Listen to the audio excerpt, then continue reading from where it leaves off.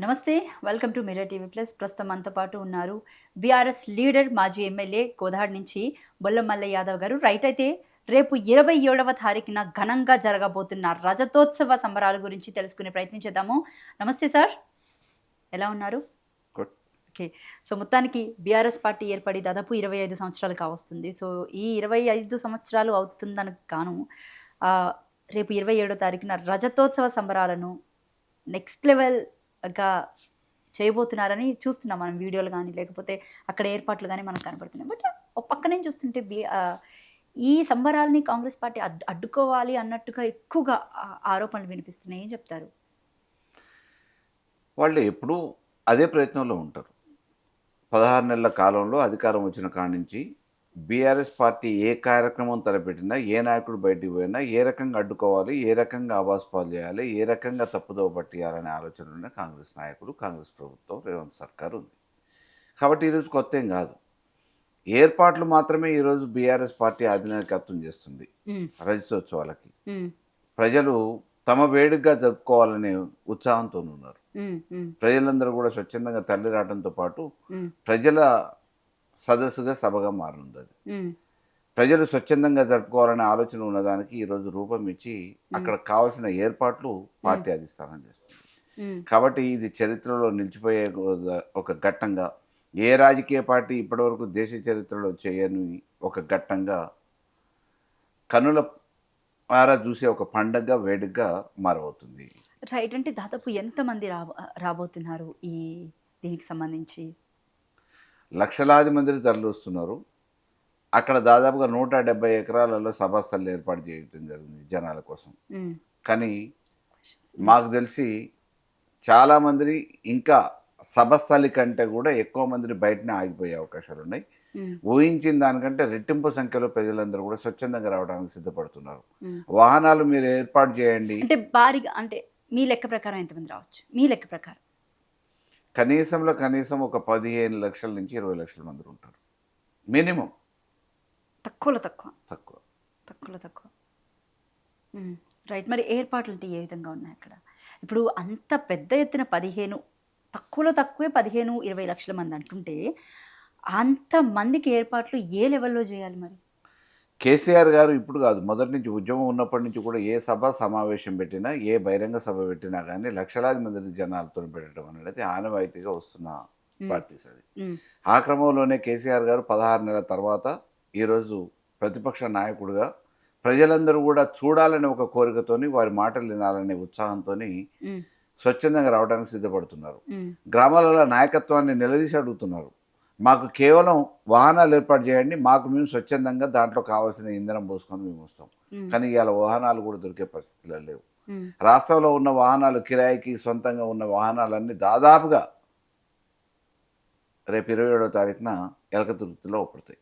హుహు. ఆ రకమైన భారీగా ప్రజలందరూ కూడా స్వచ్ఛందంగా రావటానికి వాహనాల ఏర్పాటు గురించి ఆఖరికి కేసీఆర్ గారికి ఉత్తరాలు రాస్తున్నారు కొంతమంది. దయచేసి మిమ్మల్ని ప్రత్యక్షంగా కలిసే అవకాశం కాదు, మీ ఉపన్యాసాన్ని ప్రత్యక్షంగా వినే అదృష్టం, అవకాశం మాకు కావాలని కోరుకుంటాను. దాంట్లో భాగంగా కేవలం వాహనాలు ఏర్పాటు చేయండి, మేము స్వచ్ఛందంగా వస్తామని చెప్తా ఉన్నారు. ఈరోజు నాయకత్వం గ్రామీణ వాతావరణంలో కానీ, నియోజకవర్గాల వారికి కానీ, జిల్లాల వారికి కానీ వస్తామని చెప్తున్న ప్రజలకి మేము వాహనాలు సమకూర్చడం కష్టతరం అయిపోయింది. ఇగ ప్రజలంత ఇష్టతరంగా ఉన్నారు అక్కడికి రావడానికంటారు. రైట్. మరి కాంగ్రెస్ పార్టీ ఎక్స్ వేదికగా చేస్తున్నటువంటి పోస్టింగ్స్ గురించి ఏం చెప్తారు? అంటే ఈ బీఆర్ఎస్ పార్టీ ఏదైతే ఈ రజతోత్సవ సభ ఉందో దాన్ని కించపరుస్తూ, లేదా కొన్నిసార్లు చెప్పక్కర్లేదు ఇంక మీకు. ఆ పోస్టింగ్స్ గురించి ఏం చెప్తారు? ఆదిలోనే ఆటంకాలు సృష్టించాలనే ప్రయత్నం చేసిర్రు కదా! హ్మ్. పోలీసు చట్టం ఒకటి తీసుకొచ్చేసి హ్మ్. ఏదో రకంగా అడ్డుకోవాలనే ప్రయత్నం చేసిర్రు. హ్మ్. న్యాయస్థానాన్ని ఆశ్రయించినాం. హ్మ్. న్యాయస్థానం మొట్టికాయలేసింది. హ్మ్. మీరు ఏ కారణాలతోని మామూలుగా వద్దంటున్నారో చెప్పండి అని అన్నది. హ్మ్. లేదు లేదని చెప్పేసి మామూలుగా కేసు విత్డ్రా చేసుకొని పోలీసే పర్మిషన్ ఇచ్చేసింది. హ్మ్. ఇచ్చేసిన తర్వాత దీన్ని ఏ రకంగా ఛేదించే పరిస్థితి లేక అబాస్పాలు చేయడానికి సోషల్ మీడియాని వాడుకుంటున్నారు. హ్మ్. వాళ్ళకి మొదటి నుంచి వెన్నతో పెట్టిన విద్య కదా! హ్మ్. హ్మ్. సోషల్ మీడియాని హ్మ్. వాడుకోవటం, ఎదుటోళ్ళ మీద బురద జల్లటం, ఉన్నది లేనట్టు, లేనిది ఉన్నట్టు సృష్టించడం అనేది రేవంత్ రెడ్డికి బాగా వెనతో పెట్టిన విద్య. ఈ క్రమంలో ఎటువంటి అపవాదులు సృష్టించినా, ఎంత బురద జల్లే ప్రయత్నం చేసినా, ప్రజలందరూ కూడా స్వచ్ఛందంగా ఈ సభ ద్వారా కాంగ్రెస్కి ఎంత వ్యతిరేకత ఉన్నది అనేది నిర్భయంగా చూపించడానికి ప్రజలే స్వచ్ఛందంగా తరలి రావడానికి సిద్ధంగా ఉన్నారు. మీ కాంట్రిబ్యూషన్ ఏముంది ఇప్పుడు ఈ సభ ఇంత పెద్ద ఎత్తున అక్కడ ఏర్పాట్లు అవి జరుగుతున్నాయి కదా, మీరేమన్నా అంటే వెళ్ళి చూసి వచ్చారు అట్లీస్ట్? ఎలకతుర్తిలోనా? ఎలకతుర్తిలో మామూలుగా మా నాయకత్వం పోతూనే ఉంది. మా మా నాయకులు, పార్టీ నాయకులు, నియోజకవర్గ మీరు స్థాయి వెళ్ళొచ్చారా? నాయకులు. నేను వెళ్ళలేదు. ఉమ్, ఉమ్. నేను వెళ్ళలేదు. నేను రేపు వెళ్తున్నా. మీరు రేపు వెళ్తున్నారు. Okay, right. అంటే ఎన్ని ఎకరాల్లో ఈ సభని నిర్వహిస్తున్నారు అసలు? మొత్తం 1700 ఎకరాలు. ఓకే, అందులో పార్కింగ్ దాదాపుగా 1000 ఎకరాలు. Okay, okay, okay. అంత పెద్ద సభని నిర్వహిస్తున్నారు.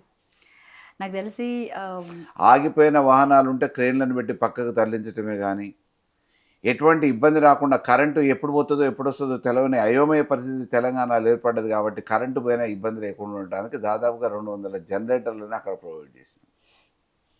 చాలా పెద్ద మీటింగ్ ఏర్పాటు చేస్తున్నారని అర్థమవుతుంది. చెప్తున్నా కదా, అందుకే చరిత్రలో ఎప్పుడు కూడా కానీ గతంలో విని ఏ రాజకీయ ఎరగని పార్టీ చెయ్యని విధంగా చరిత్రలో నిలిచిపోయే ఒక ఘట్టంగా రేపటి సిల్వర్ జూబ్లీ. రైట్. అయితే కేసీఆర్ ఈ సభలో ఏం మాట్లాడబోతున్నారని ఏమైనా హింసిస్తారా మాకు?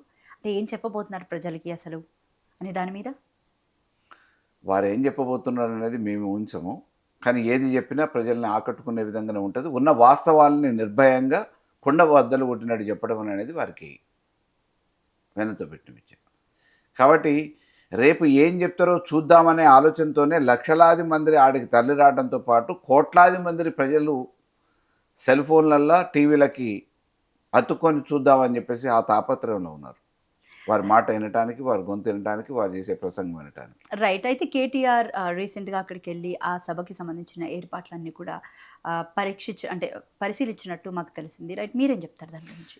నిన్న ప్రత్యక్షంగా వెళ్ళారు. ఉమ్, బట్ డే 1 నుంచి ఉమ్, ఆడ ఆ సభాసల్ని నిర్ణయించిన దగ్గర నుంచి, భూమి పూజ మొదలుపెట్టిన దగ్గర నుంచి ప్రతిరోజు వారు మానిటర్ చేస్తూనే ఉన్నారు. ఉమ్, పర్యవేక్షణ జరుగుతూ ఉంది. ఉమ్, వారి పర్యవేక్షణలో కార్యక్రమాలు జరుగుతూ ఉన్నాయి. ఉమ్, అక్కడ మామూలుగా ఏమేం చేయాలి ఏంటి అనేది సభా వేదిక ఏర్పాటు దాదాపుగా నెల 15 రోజుల క్రితం నుంచి మొదలుపెట్టారు. ఉమ్, దానికి సంబంధించిన కమిటీలు ఉన్నాయి. దానికి సంబంధించిన కమిటీ వాళ్ళని పర్యవేక్షించటం కానీ, ఎప్పటికప్పుడు సమన్వయం చేయటం కానీ, ఈ క్రమంలో కేసీఆర్ గారి సూచనలు పాటిస్తూ కేటీఆర్ గారు అక్కడున్న టీంకి సూచనలు, సలహాలు ఇవ్వటం, వీటన్నిటిని ఎప్పటికప్పుడు పర్యవేక్షించటం జరుగుతూ ఉంది.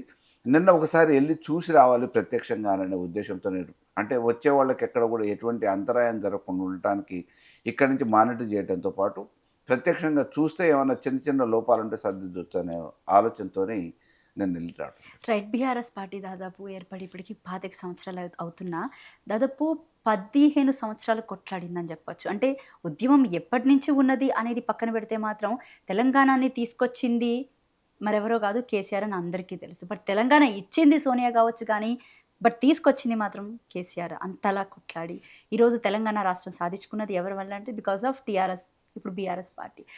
ఈ 10 సంవత్సరాల కాలంలో బీఆర్ఎస్ పార్టీ చేసినటువంటి డెవలప్మెంట్స్ గురించి ఏమైనా చెప్తారా మాకు?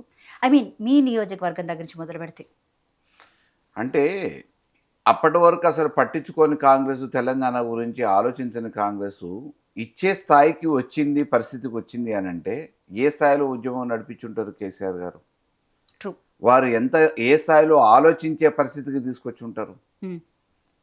గాంధీ విధానంలో అంబేద్కర్ గారు కల్పించిన రాజ్యాంగం ప్రకారం చిన్న రాష్ట్రాలని సాధించాలనే ఆలోచనతో రక్తం చిందించకుండా, ప్రాణాలని సైతం పణంగా పెట్టి, ఎక్కడ వెరవకుండా, వెనకడుగు వేయకుండా 14 సంవత్సరాలు సుదీర్ఘ పోరాటం చేస్తే సాధించుకున్న తెలంగాణ. ఆనాడు సాధించుకుంటే ఏమేం చేస్తామననే ఆలోచన ఉండను.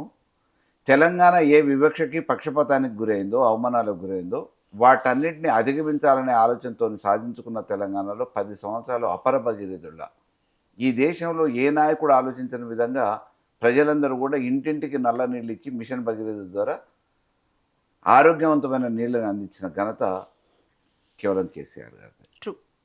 మా నల్గొండ జిల్లాలో ఫ్లోరైడ్ బాధితులు ఎంతమంది ఉండే, ఫ్లోరైడ్ సమస్య పెనుభూతంలో ఎట్లా వెంటాడింది, అటువంటి ఫ్లోరైడ్ భూతాన్ని తరిమేసిన ఘనత కేసీఆర్ గారిది.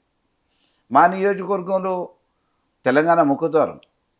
అప్పట్లో మామూలుగా ఉద్యమకారులు కూడా ఆంధ్ర బోర్డర్లో ఆపిన సంఘటనలు ఉన్నాయి 69లో. కానీ కేసీఆర్ గారు ఉద్యమం మొదలుపెట్టిన తర్వాత అంత ప్రభావితం లేని ఆంధ్ర సరిహద్దులలో ఉన్న మా నియోజకవర్గంలో కూడా ప్రజలందరూ కూడా ఉద్యమకారులు చాలామంది సిద్ధమయ్యారు. కోదాడ పోరాటం బోర్డర్ చేశారు కాబట్టి. చేశారు. ఆ తర్వాత అభివృద్ధికి నోచుకొని వైకుంఠ ధామాలు ఎవరు ఊహించిరండి?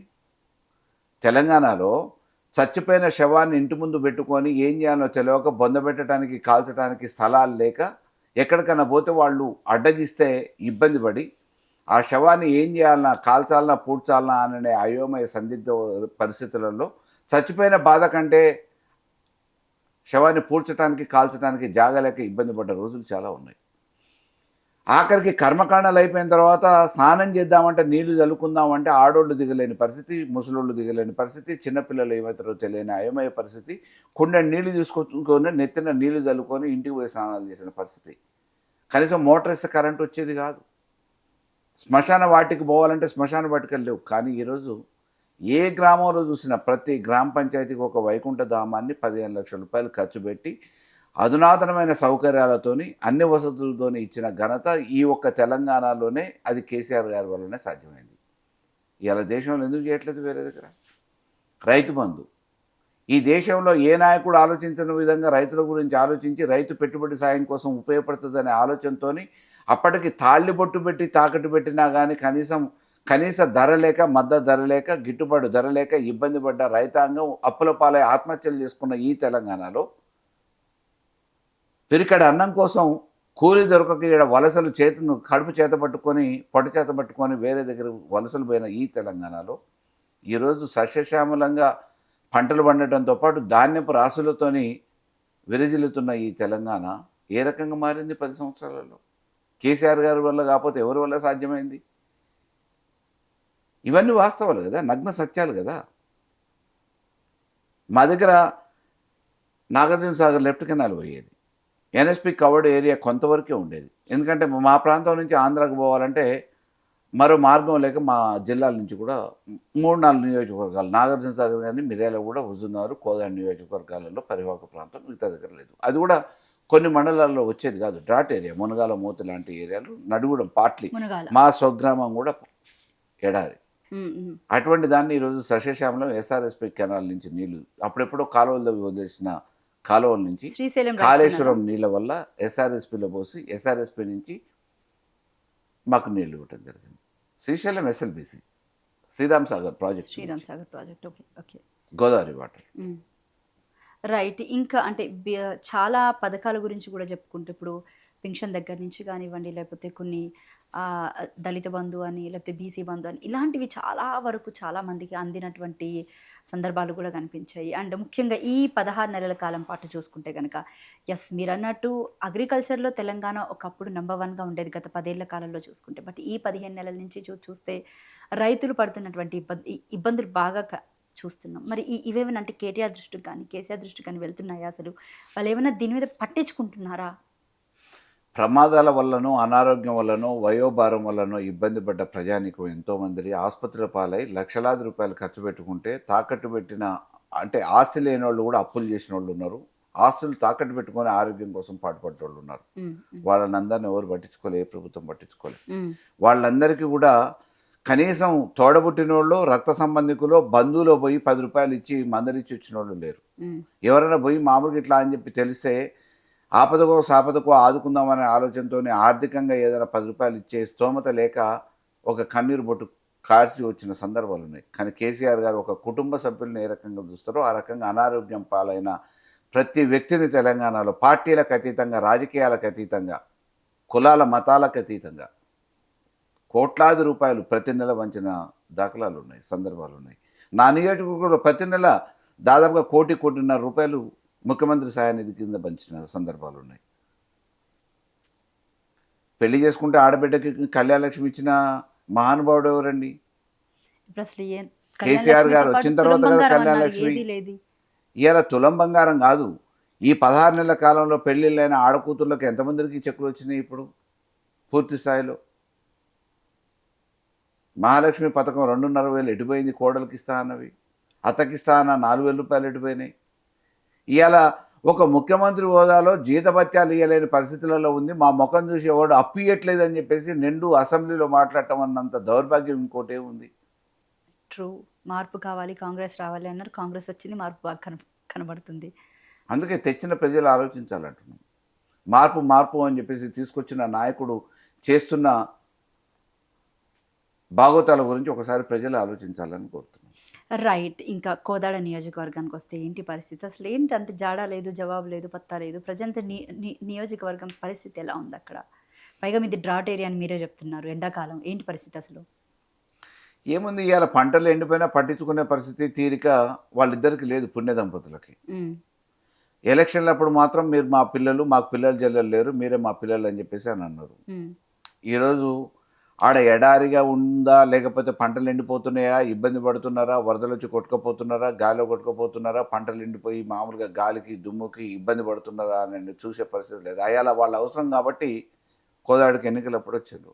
ఇవాళ ప్రజల అవసరం కాబట్టి, ఓటర్ అవసరం కాబట్టి వాళ్ళు దోలాడుకుంటే హైదరాబాద్ రావాలి. వాళ్ళకి తీరుకుంటే కలుస్తారు, లేకపోతే లేదు. ఇవాళ సంపాదనలో ఉత్తమ్ కుమార్ రెడ్డి బిజీ ఉన్నాడు. హెలికాప్టర్ ప్రయాణంలో బిజీగా గడిపిస్తున్నాడు. ఉమ్. నియోజకవర్గ ప్రజలు, ఆయనకు ఓటేసిన ప్రజలు ఎవరేమైనా పర్వాలేదు. అంటే ఇప్పుడున్న present sitting MLA Padmavathi Reddy గారు అసలు వస్తున్నారా నియోజకవర్గానికి? ఆవిడేమైనా పట్టించుకుంటున్నారంటే బేసిక్గా మీ దగ్గరికి వస్తున్నారా రైతులంతా ఇప్పుడున్న పరిస్థితిని చూసి, పరిస్థితులు బట్టి?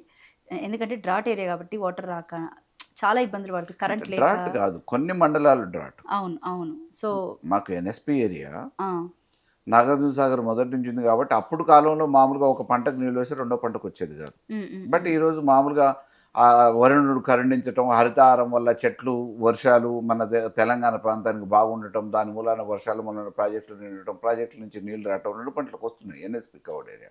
But Sriram Sagar project area ఏదైతే గోదావరి జలాలు మా నియోజకవర్గానికి కేసీఆర్ గారు వచ్చిన తర్వాత బీఆర్ఎస్ ప్రభుత్వంలో, బీఆర్ఎస్ హయాంలో నీళ్ళు వచ్చినాయో ఆ ప్రాంతం ఇవాళ దాదాపుగా 50,000 ఎకరాలు మా నియోజకవర్గంలో ఎండిపోయే పరిస్థితి ఏర్పడింది. అంటే ఉంటున్నారా నియోజకవర్గంలో ఆవిడ అసలు? ఉండరు. అంటే రైతులు ఏమన్నా వచ్చి మీ దగ్గర ఉండరని చెప్పి తెలిసే ప్రజలు ఓట్లు వేసారు కదా. 2014లో గెలిచినప్పుడు నా మీద, నేను టీడీపీ నుంచి పోటీ చేసిన, అవును, అవును. నా మీద గెలిచిన తర్వాత ఆ రోజు నియోజకవర్గానికి అందుబాటులో లేదనే విషయం ప్రజలు అసలు మీరే గమనించారు. నియోజకవర్గంలో ఉండడం చాలా సార్లు ఆవిడ ప్రత్యక్షంగా కామెంట్స్ చేసినటువంటి సందర్భాలు కనిపించాయి. లేకపోతే ఎలక్షన్ క్యాంపెయినింగ్స్ టైంలో బాగా మాట్లాడినటువంటి సందర్భం కూడా కనిపించింది అసలు. అంటే పచ్చకామర్లు ఉన్న వాళ్ళకి లోకం అంతా పచ్చగానే అవపడుతుంది అన్నట్టు వాళ్ళు ఉండరు కాబట్టి ఎదుటి వాళ్ళు అట్లా అంటారు. కానీ వాళ్ళు చూస్తే కదా, వాళ్ళు తెలుసుకుంటే కదా. అంటే ఈ రోజు హైదరాబాద్కి కనబడుతుంది పరిమితమై వారికి, ప్రజలకు అసలు ఎవరు ఉంటున్నారు, ఎవరు ఉండట్లేదు అనేది. ఈ రోజే కాదు, 2014 నుంచి 18 దాకా ఎమ్మెల్యే హోదాలో శాసనసభ్యురాలుగా ఆ రోజు ఉన్నది లేదు, ఓడిపోయిన తర్వాత వచ్చింది లేదు, పట్టించుకున్నది లేదు, కాంగ్రెస్ పార్టీ కార్యకర్తలను పట్టించుకున్నది లేదు. ఆమెకి టికెట్ ఇవ్వద్దని చెప్పేసి గాంధీ భవన్కి వచ్చి టికెట్ల టైంలో గొడవ చేసిన సందర్భాలు, కాంగ్రెస్ కార్యకర్తలు కూడా ధర్నాలు చేసిన సందర్భాలు ఉన్నాయి. కోదాడు ముద్దు పద్మావతి వద్దు అని. కోదాడు ముద్దు పద్మావతి వద్దు. రైట్, నైస్లో. అయినా మరి కాంగ్రెస్ కాబట్టి బీఫామ్ వాళ్ళకి ఏ వరకు పరపతి ఉంటే వాళ్ళు తెచ్చుకోగలుగుతారు. పరపతి ఉందని చెప్పి తెచ్చుకున్నారు. ప్రజలు కూడా ఓట్లేసారు. అలా వద్దన్న వాళ్ళే మరి మామూలుగా కొంత ఓట్లేసారు, గెలిపించారు. గెలిచిన జనాలు ఈరోజు మామూలుగా గెలిపించిన జనాలందరూ వాళ్ళ అవసరాల కోసం హైదరాబాద్ కారు కట్టించుకునే పరిస్థితికి వచ్చేసింది. రైట్. ఇంకా మరొక విషయానికి వస్తే పెహల్గంలో దాదాపు 28 మందిని టెర్రరిస్టులు అత్యంత కిరాతకంగా చంపేసేటువంటి సందర్భం కనిపించింది. బీజేపీ పార్టీ అంటే ఈ విషయంలో బీజేపీ పార్టీ నిర్లక్ష్యం వహించిందా, లేకపోతే అసలు ఏం జరిగింది అంటారు? అంటే ఇది నిజంగా కూడా ఒక దురదృష్టకరమైన సంఘటన. ఉమ్, వాళ్ళ కుటుంబాలకి ఈరోజు జరిగిన లోటుని ఎవరు తీర్చలేం. ఉమ్, నిజంగా కూడా వాళ్ళ ఆత్మకు శాంతి కలగాలని చెప్పేసి కోరుకుంటున్నాం. కానీ ఇది ముమ్మాటికి కేంద్ర ప్రభుత్వ వైఫల్యం. ఉమ్. ఇంటెలిజెన్స్ వ్యవస్థ ఎక్కడికి పోయింది? ఆల్రెడీ హెచ్చరించారని తెలిసింది, ఆల్రెడీ ముందే ఇన్ఫర్మేషన్ ఉంది అని కూడా ఉంది. అంటే కావాల్సిన చర్యలు చేపట్టడంలో వైఫల్యం చెందినట్టే కదా, ఉమ్, విఫలమైనట్టే కదా. ఉమ్, అంటే మోడీ గారికి కానీ బీజేపీ సర్కార్ కానీ మొదటి నుంచి ఉన్న ఆనవాయితీ కులాల పేరు మీద, మతాల పేరు మీద రాజకీయం చేయాలి. ఏదో ఒక చిచ్చు పెడితే పబ్లిక్లో ఒక లైవ్లో ఉండాలి. ఈ కసితోని హిందువులందరూ ఏకం కావాలి. ఏదో ఒక కారణంగానే వాళ్ళు చేయకుండానే ఓసారి ఈ యుద్ధం అంటారు, ఓసారి బార్డర్లో ఎవరో చచ్చిపోయినారు అని చెప్పేసి వాళ్ళు ఆర్టిఫిషియల్గా క్రియేట్ చేసిన సందర్భాలు కూడా ఉన్నాయి. వాటిని అడ్డం పెట్టుకొని వాటి పునాదుల మీదనే కదా వీళ్ళు అధికారంలోకి వచ్చింది, అధికారంలో కొనసాగాలనుకుంటుంది. ఆ క్రమంలో వాళ్ళ నిర్లక్ష్యం ఖరీదు ఇవాళ కొన్ని కుటుంబాలు. 28 ప్రాణాలు.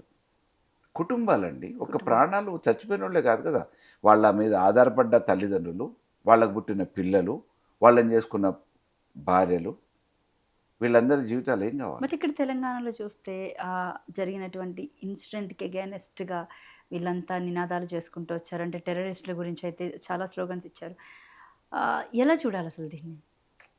మీకు అనునిత్యం అక్కడ జరుగుతదనే విషయం తెలిసిన తర్వాత, కాశ్మీర్ అనేది ఒక సున్నితమైన ప్రదేశం అని చెప్పి తెలిసిన తర్వాత, ఎప్పటికప్పుడు వాళ్ళకి రక్షణ కవచంగా కావాల్సిన ఏర్పాట్లు చేయాల్సిన, బందోబస్తు ఏర్పాటు చేయాల్సిన బాధ్యత ఉన్న ప్రభుత్వం ఎందుకు నిర్లక్ష్యం వహించింది? ఏ రోజుకి ఆ రోజు ఏం జరుగుతుందనేది పర్యవేక్షించాల్సిన మంత్రులు ఎందుకు నిర్లక్ష్యం వహించారు? మీ వ్యవస్థలో ఇంటెలిజెన్స్ విభాగం ఎందుకు పనిచేయలేదు? ఆ వైఫల్యం మరి ఒకప్పుడు చిన్న రైలు ప్రమాదం జరిగితే, ఆ రైలు ప్రమాదంలో మరణించిన వారికి సంతాప సూచికగా నేనొక మంత్రిని అయ్యుండి నా శాఖలో నీది జరిగిందని చెప్పేసి రాజీనామా చేసిన లాల్ బహదూర్ శాస్త్రి గారిని ఆదర్శంగా తీసుకొని ఈరోజు ఇంతమంది మరణానికి కారకులైన బీజేపీ ప్రభుత్వం ఏం చేస్తుందో నైతిక బాధ్యత వహించి ఆలోచించుకోవాలి వాళ్ళు. Right. Thank you sir. Thank you so much sir. మీ విలువైన సమయాన్ని మాకు కేటాయించినందుకు. ఇది రజతోత్సవ సంబరాల గురించి ప్రత్యేక ఇంటర్వ్యూ బొల్ల మల్లయ్య యాదవ్ గారితో. మరొక ఇంటర్వ్యూతో మళ్ళీ కలుద్దాం. Thank you.